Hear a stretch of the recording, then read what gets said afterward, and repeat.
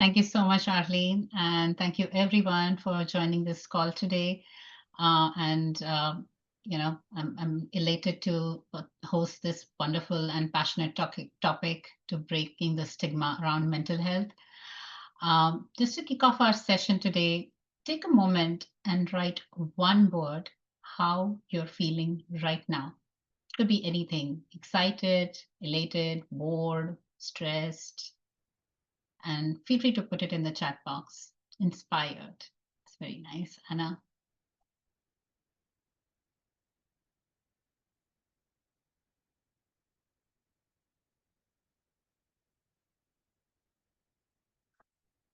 stressed.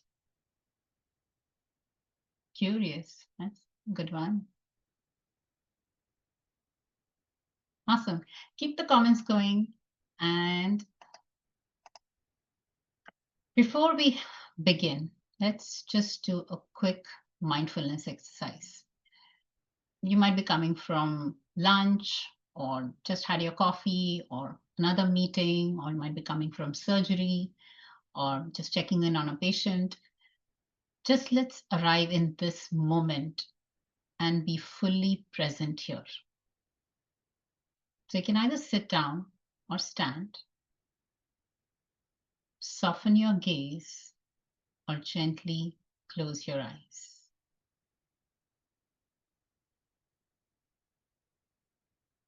Take a slow, deep breath in and out.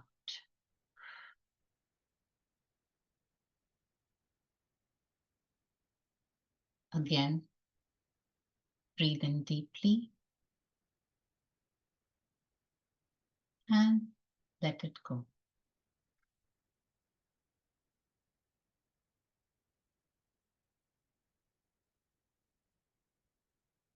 One more time, a deep inhale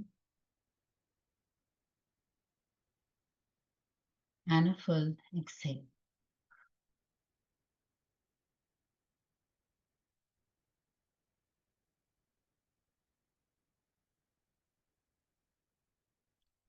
Drop your shoulders, relax your jaw, settle to the present, right here, right now. You don't need to be anywhere else right now. You can open your eyes.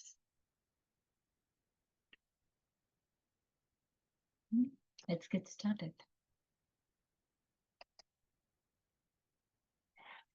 So, a little bit about me.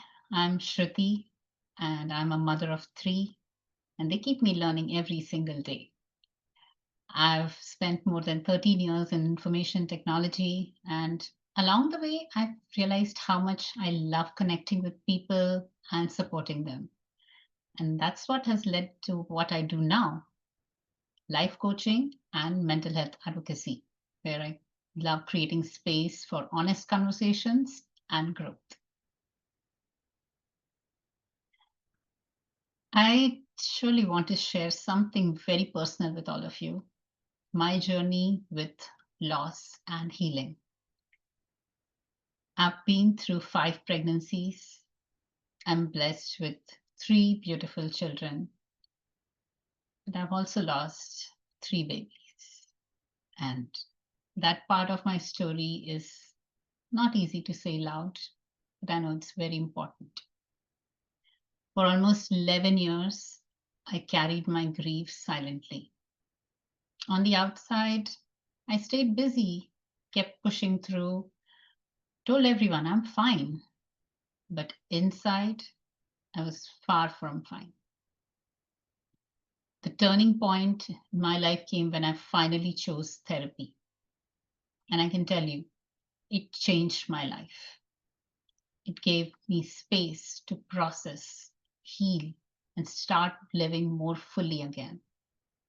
And that's why I stand here, boldly speaking openly, because I really want to help normalize conversations about mental health and grief. I think no one should feel we have to go through this all alone. Thank you for all the support. So, why this talk matters? I want to pause here and ask you to reflect with me. Why is there so much stigma around mental health? Why do so many of us feel like we have to keep it hidden or say, I'm fine, even when we're not? And feel free to use the chat window and just and try to answer this question. Why do you think there is so much stigma around mental health?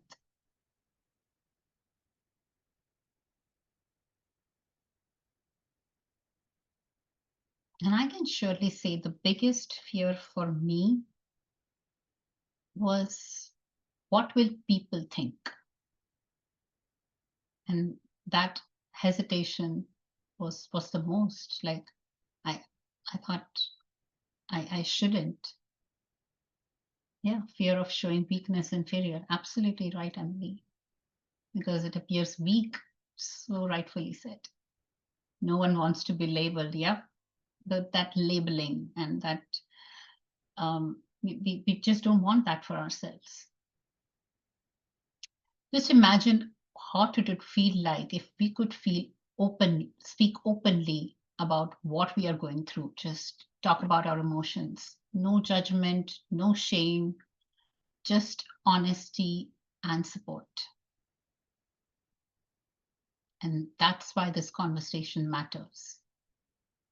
Today is not about having all the answers. It's about being real, asking the right questions, and realizing we are not alone. There's been so much discrimination in the past. Yeah, absolutely. Discrimination is one of them. Signs of struggle. This is what it can actually feel like when we are all struggling. It's not just one big event, but a loop that we get stuck in. It often starts with those negative thoughts, the self doubt, the overthinking, the what ifs that can play on repeat mode. That feeds into anxiety. Our mind and body stay on high alert, and it's really hard to switch it off. When that happens, next, sleep takes a hit. Even when we are in bed, the mind doesn't stop, and the rest feels out of reach. And what happens without rest? We are left with fatigue, not just tired, but drained in every way possible, mentally, physically, emotionally. And being drained, what happens? Then it's very easier for the negative thoughts to come back again, and so the cycle continues. Let me pause here and ask you, does any part of this loop feel familiar to you? Give me a thumbs up or anything in the chat window. Maybe it's the thoughts or the lack of sleep or just exhaustion that doesn't go away. I see a lot of thumbs ups. Yeah. Wherever you find yourself in this, the awareness is powerful, because once you see this loop, you can begin to break it.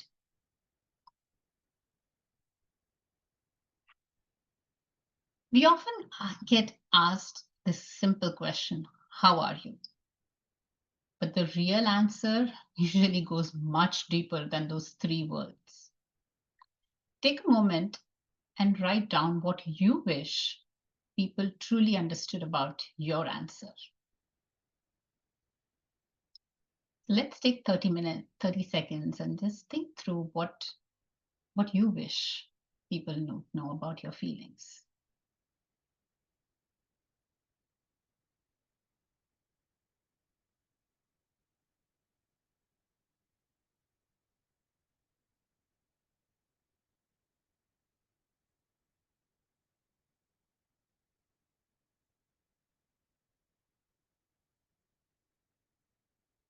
I know this one thing take a moment to sink in, and that's completely okay. Even if you're reflecting silently, that's powerful enough.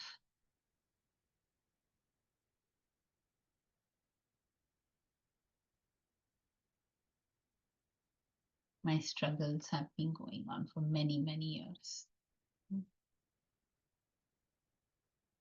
Okay, thanks for sharing that.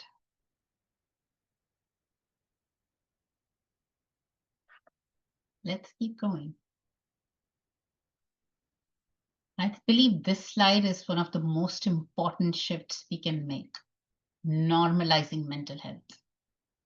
We treat our physical health as a priority. If we have a doctor's appointment, we say it without hesitation. We don't hide it, but when it comes to mental health, we often go silent, as if it's something to be ashamed of. I truly believe mental health is just as important as physical health.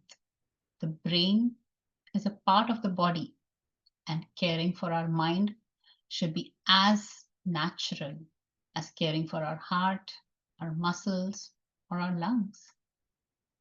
Imagine how powerful it would be if we could felt comfortable saying, I have therapy today, just like we say, I have a checkup with my doctor.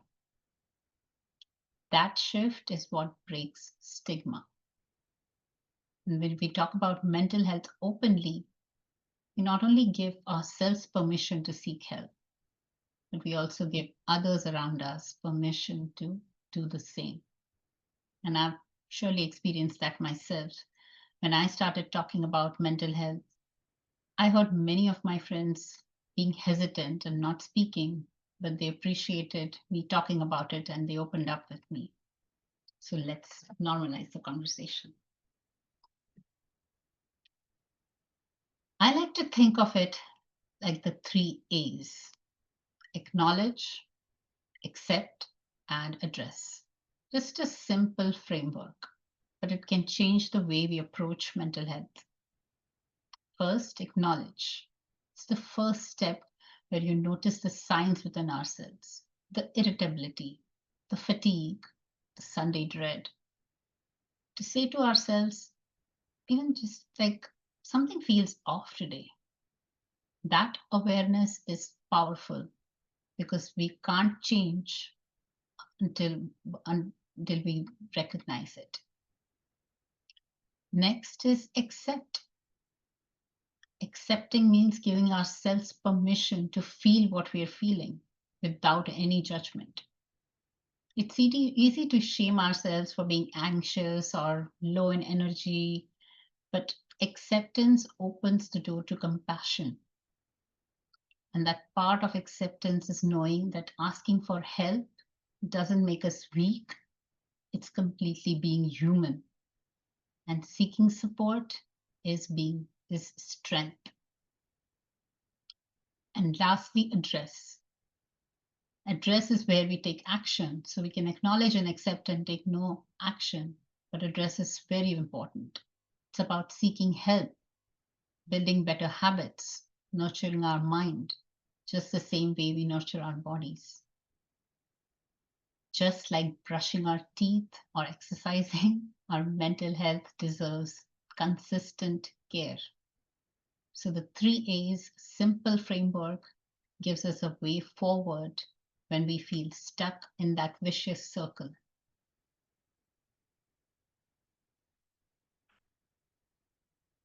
Along the way, I've found some of the practices that has really helped me, and I would like to share those with you. Simple practices like journaling, affirmations, talking to a buddy, or mindfulness. So with journaling, it's a powerful tool. Just put your thoughts down on a piece of paper. It really helps release what's swirling in your head. Affirmations might sound really small, but they make a huge, huge difference. The words that we repeat to ourselves truly matter. Saying something like I'm learning instead of I can't, that simple change can slowly rewire the way our mind works. Talking to our buddy and venting out, it was one of my favorites. Having even one person that you can vent out without any judgment just lightens the load of our minds. It reminds us that we are not alone and that connection itself can be healing at times. And mindfulness. Mindfulness is just being present in the moment, the practice that we just did a couple of minutes ago. It doesn't mean you have to sit for an hour for yoga or for meditation. It could be just as simple as sipping your coffee and taking a few deep breaths. And it can be practiced daily.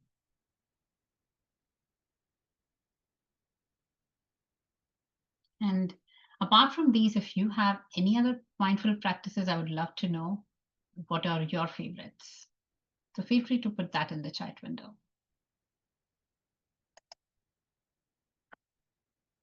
So with reflection, I would love to know from you all, what's one small shift you can make today for your emotional well-being?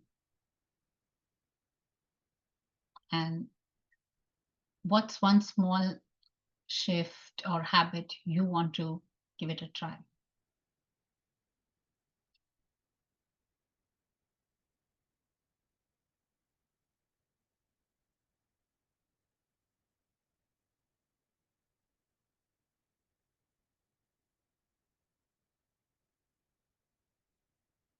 Could be anything from either the daily practices like journaling or practicing gratitude, or even any of your hobbies, like even reading a book for towards the end of the day.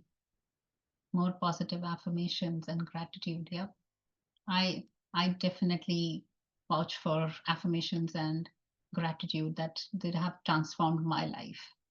Wake up with a positive attitude. Yeah, great. Making more time for sleep. Yeah, we always um, we need more sleep.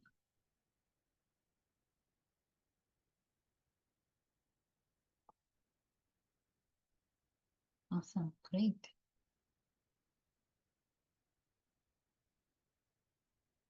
I'll try to go very late. I love that. I have less screen time. Oh, I'm guilty of that. I tell my kids to not have screen time before bed, and the last thing that I put away is my phone. So I'm guilty of that.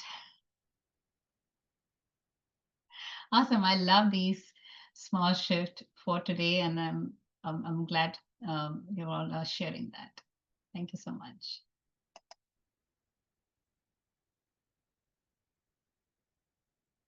More sleep and meditation before bed. Awesome. Great. So before I wrap up, I just want to leave you with a way to stay connected with me. These are my social media handles, and there's also a QR code. If you want to chat with me, feel free to book some time with me. I'd be happy to chat and help you in any way I can, even if it's like talking and venting out. I'm happy to be your venting out buddy. I think the most important message that I want to leave you here is this: you don't have to go through it all alone. Whether it's with a friend, a mental health professional, reaching out is always a sign of strength.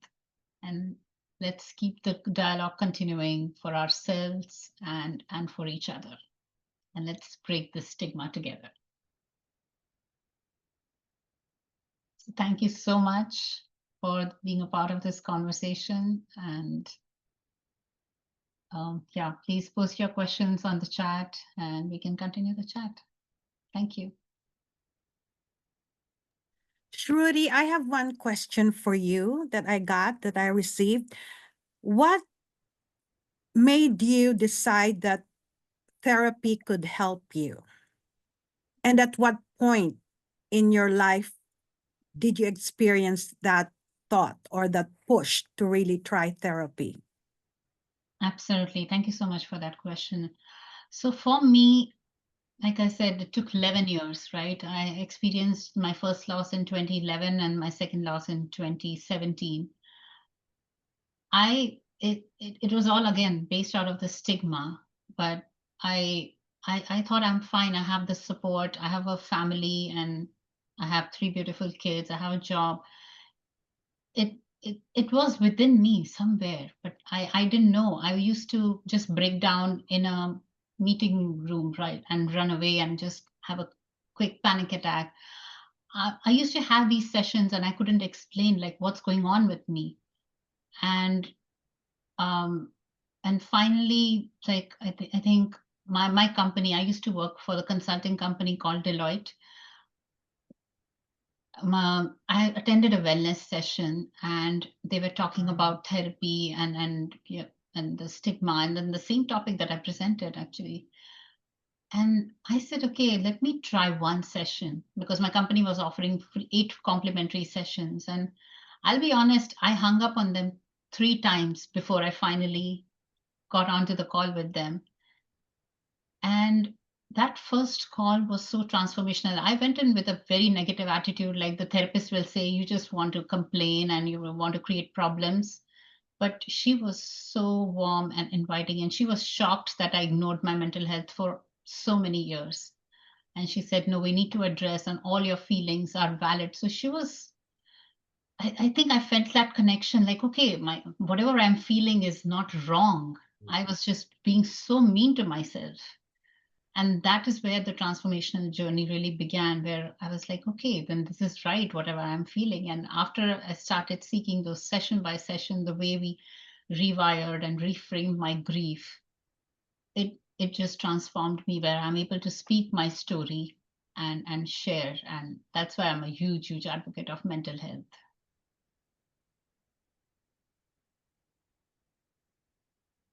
The good news is, And We have a question here. yeah, I think there was a question in the chat. Where are you located? So I'm located I'm based in Virginia. But yeah, it's online. My practice, my business is online. So feel free to, let me just bring up. This is the slide to get in touch with me. If you want to book some time with me, I'm happy to talk to you about my experience with loss, and it's definitely needed to address. And that's my life goal now, to just normalize the conversation. So to take multiple tries to find someone. Yeah. So we have a comment here. It's also taken me multiple tries to find someone I could truly talk to, and I think that's common too. Yeah, I do believe, like, even with the therapist, you need to get that connection. I can say for me, my first therapist that I talked to, I developed an instant connection. But I've heard stories where, you don't connect with the therapist, and then, you can always, it's just like with a physician or with a specialist, right? You might connect with someone or you might not, but it definitely needed, and to connect with that person, because you'll be sharing your heart out. And I think it's necessary to have a good rapport with the therapist.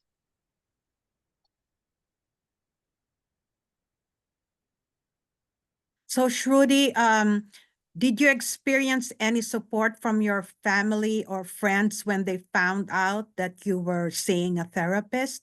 Or how was it? How was the journey? So If you don't mind us asking.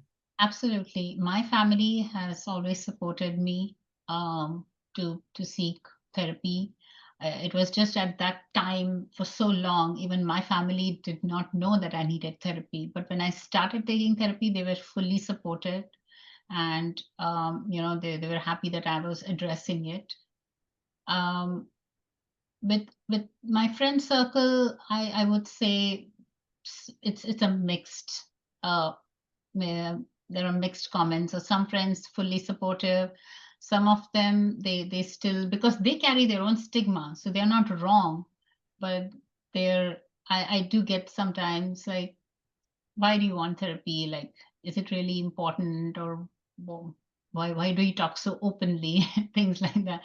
but that's where I really want to break it, because it's important. There are times where I've really got rolling eyes as well. Like, you take therapy, and I said I've become very open now, and I truly I don't bother much if I get rolling eyes on me. I'm in the mission of breaking this stigma. So there will be people who support me, and that's where that I care about. The people who don't support, I just move on now. I used to get affected in the past, but not anymore. I focus on the people who motivate me and support me. So I think that's kept me going.